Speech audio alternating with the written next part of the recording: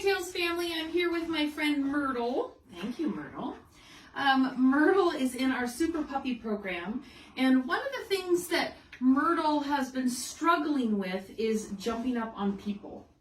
And so whenever someone comes to us and says, thank you, Myrtle, and says, gosh, I really don't like that my dog does this particular behavior, I'm always going to ask you, what do you want instead?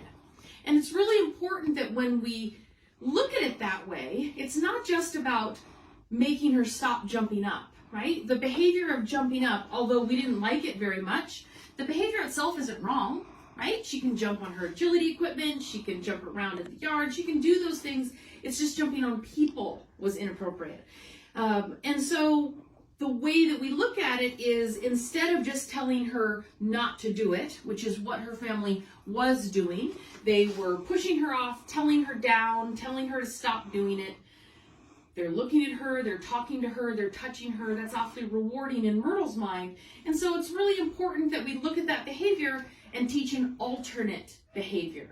So think that first. Anytime you say to yourself, I really don't like that my dog is doing this, I'm always going to say, what do you want them to do instead? For Myrtle's case, we decided to teach her to say please by settling. You can see that she's in this settle position. The front half of her body looks like a down, but the second half of her body, her hips are tucked down, and it's a lot more comfortable for her to do it. Notice that she repositions herself several times. That's definitely to get my attention. There's no question that this behavior is still just as demanding as the jumping up, right? It's the same in her mind. It's her way of going, look at me, look at what I'm doing, pay attention to me right now. It's just that the jumping up was working because of the response that she was getting.